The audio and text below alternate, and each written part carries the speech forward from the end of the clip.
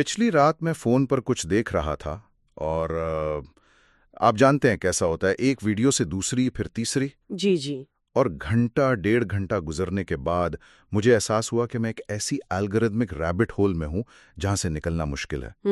اور اس لمحے مجھے ایک عجیب سی بے چینی ہوئی، ایک خلش کہ کیا یہ جو ٹیکنالوجی میرے ہاتھ میں ہے یہ ایک نعمت ہے جسے میں ضائع کر رہا ہوں؟ اچھا۔ کیا ایک مسلمان ہونے کے ناطے مجھے اس سے ایک خاص قسم کا تعلق نہیں رکھنا چاہیے؟ یہی وہ ذاتی سوال تھا جو مجھے آج کی گفتگو کے موضوع کی طرف لے آیا۔ بالکل۔ ہمارے پاس الہی ترقی، اسلامی فکر میں ایمان اور ٹیکنالوجی کے عنوان سے ایک تحریر ہے جو بالکل اسی کشمکش کو سلجھانے کی کوشش کرتی ہے۔ صحیح۔ تو آج ہم اسی تحریر میں گہرائی سے جائزہ لیں گے اور یہ سمجھنے کی کوشش کریں گے کہ اسلام اس جدید دنیا کو، اس کی ٹیکنالوجی کو کس نظر سے دیکھتا ہے۔ اور آپ نے جس خلش کی بات کی ہے، میرے خیال میں آج کل ہر بادشعور انسانوں سے محسوس کرتا ہے۔ واقعی؟ جی، یہ سوال نیا نہیں، لیکن ٹیکنالوجی کی رفتار نے اسے ہماری زندگیوں کے مرکز میں لا کھڑا کیا ہے۔ بالکل۔ اور یہ بحث صرف حلال اور حرام کی نہیں ہے، یہ اس سے کہیں زیادہ گہری ہے۔ یہ بحث ذمہ داری، مقصد اور اس بات کی ہے کہ اس ڈیجیٹل دور میں ایک مسلمان کی شناخت کیا ہونی چاہیے۔ ٹھیک کہا۔ تو آئیے اس گتھی کو سلجھانا شروع کرتے ہیں۔ تحریر کا جو نقطۂ آغاز ہے نا، وہ اتنا غیر متوقع اور دلچسپ ہے کہ اس نے میرے پورے نقطۂ نظر کو بدل دیا۔ اچھا؟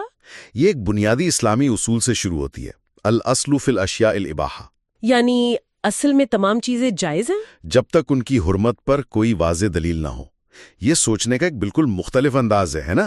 جی بالکل۔ عام طور پر مذہب کو یہ مت کرو وہ مت کرو کی فہرست سمجھا جاتا ہے، لیکن یہ اصول تو کہتا ہے کہ ڈیفالٹ سیٹنگ یس ہے، نو نہیں۔ بالکل، اور یہ کوئی معمولی اصول نہیں ہے، یہ اسلامی فقہ کی روح ہے۔ واو!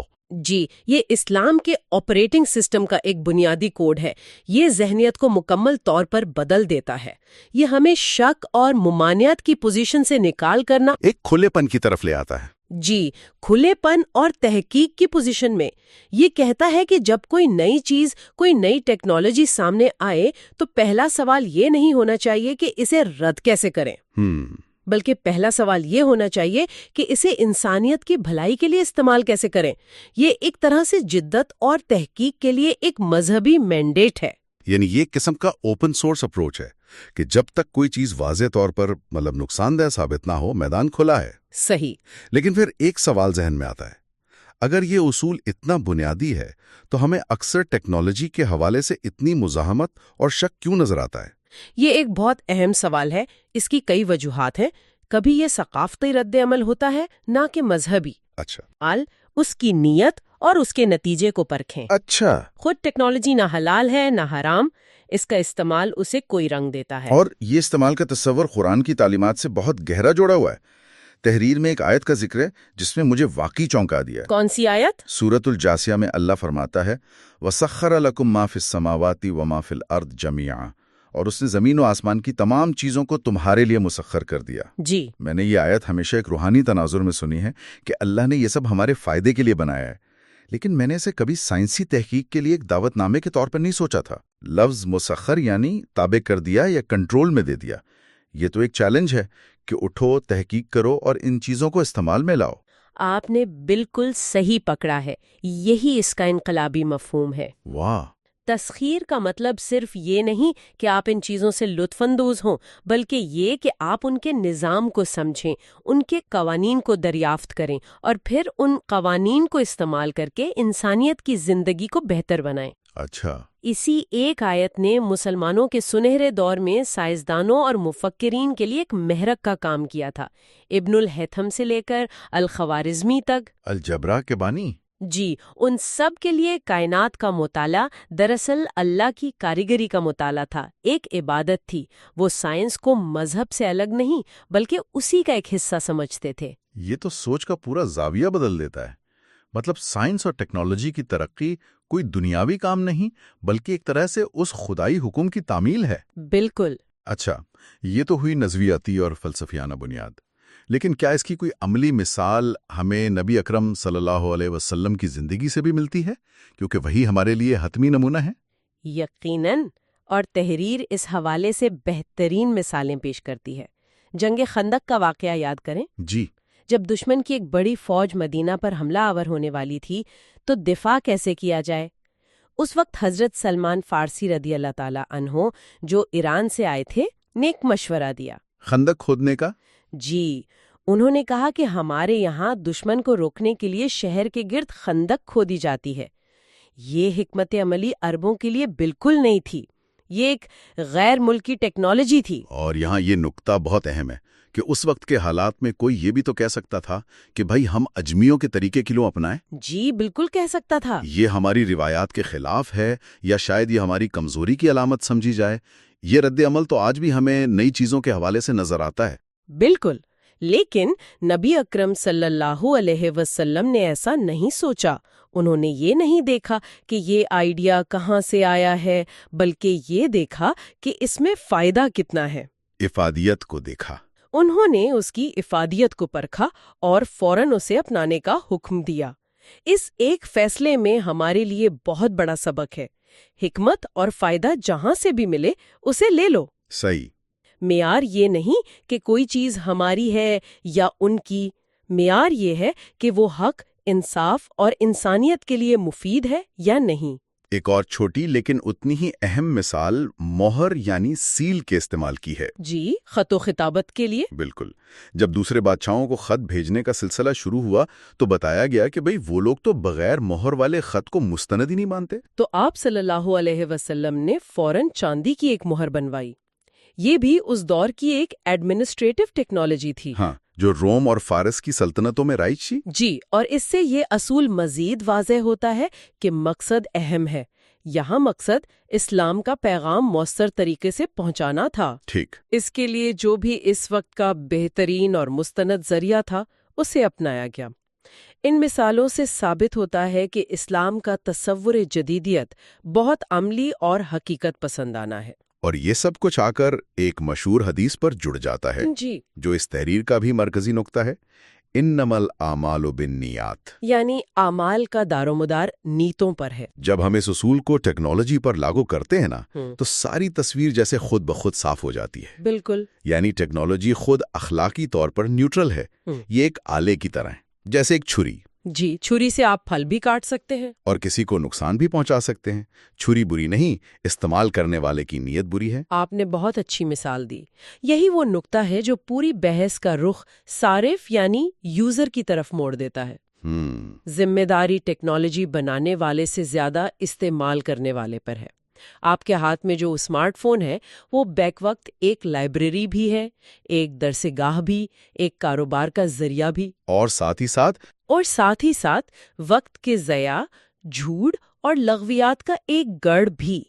فیصلہ آپ کی انگلیوں اور آپ کی نیت پر ہے کہ آپ اسے کیا بناتے ہیں۔